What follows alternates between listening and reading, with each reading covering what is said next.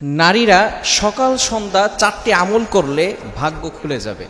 বর্তমান আমাদের সোসাইটির ভিতরে অনেক নারীরা আলহামদুলিল্লাহ তারা দিনের পথে চলে আসছে। মনে রাখবেন, যেই ঘরের ভিতরে নারীরা ইবাদত করে, মা বোনেরা যেই ঘরের ভিতরে আল্লাহ তাআলার গুণগান গায়, আল্লাহ তাআলার জিকির আসকার করে এবং আমল করা শুরু করে দেয়, ওই ঘরের ভিতরে আল্লাহ তাআলা সুখ শান্তির ব্যবস্থা করে দেন।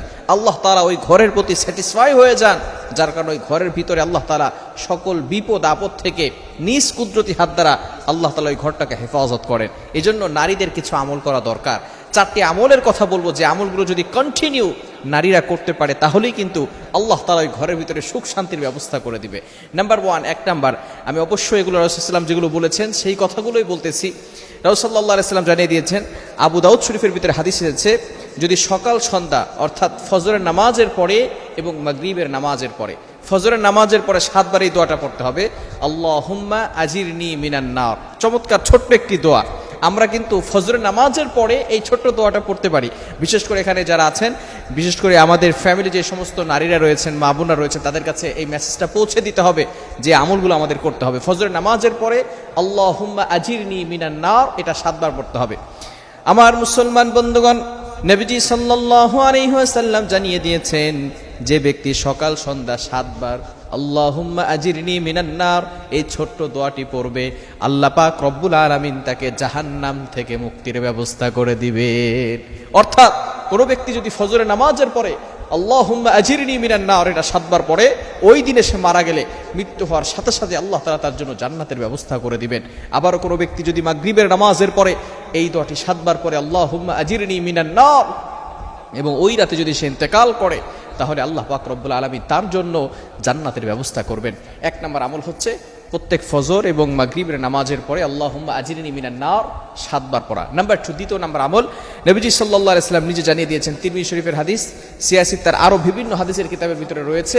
নবী সাল্লাল্লাহু আলাইহি ওয়াসাল্লাম জানিয়ে দিয়েছেন, ফজরের নামাজের পরে এবং মাগরিবের নামাজের পরে 3 বার এই দোয়াটি পড়তে হবে, বিসমিল্লাহিল্লাযী লা ইয়াদুররু মা ইসমিহি শাইউন ফিল আরদি ওয়ালা ফিস সামাই ওয়া হুয়াস সামিউল আলিম। নবীজি সাল্লাল্লাহু আলাইহি সাল্লাম জানিয়ে দিয়েছেন, যে ব্যক্তি চমৎকার এই ছোট্ট দোয়াটি পড়বে, আল্লাহ পাক রব্বুল আলামিন তাকে আসমান এবং জমিনের ভিতরে যত ক্ষতিকর বস্তু আছে, যত ধ্বংসাক জিনিস আছে, আল্লাহ পাক রব্বুল আলামিন সকল প্রকার ক্ষতিকর বস্তু থেকে তাকে হেফাজত করে দিবেন। যত হারাম জিনিস আছে, যত খারাপ জিনিস আছে, ক্ষতিকর যে সমস্ত বস্তুগুলো আছে, সেগুলো থেকে আল্লাহ পাক রব্বুল আলামিন তাকে হেফাজত করবেন। নাম্বার 3, তৃতীয় নাম্বার আমল হচ্ছে, রাদিতু বিল্লাহি রাব্বা ওয়া বিল ইসলামি দীনা ওয়া বি মুহাম্মাদিন সাল্লাল্লাহু আলাইহি ওয়াসাল্লাম নাবিয়্যা ওয়া রাসূলা। চমৎকার একটি আমল। এই আমলটা আমরা অনেকেই জানি। অর্থাৎ যদি কোনো ব্যক্তি এই আমলটা করে, রাসূল সাল্লাল্লাহু আলাইহি ওয়াসাল্লাম জানিয়ে দিয়েছেন যে কবরের ভিতরে তার যে প্রশ্নগুলো হবে, 3টি প্রশ্ন করা হবে, এই প্রশ্নগুলো আল্লাহ তাআলা সহজ করে দিবেন।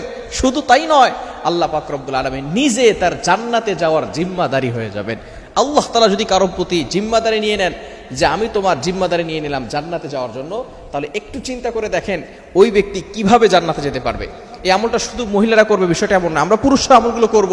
রাদিতু বিল্লাহি রাব্বা মানে আমি আল্লাহ তাআলাকে পেয়ে, রব হিসেবে পেয়ে আমি সন্তুষ্ট, আমি স্যাটিসফাই হয়েছি।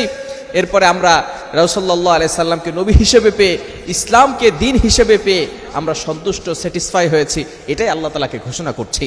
এবং 4র্থ নাম্বার আমল, সেটা হচ্ছে হাসবি আল্লাহু লা ইলাহা ইল্লাহু আলাইহি তাওয়াক্কালতু ওয়া হুয়া রাব্বুল আরশিল আযীম।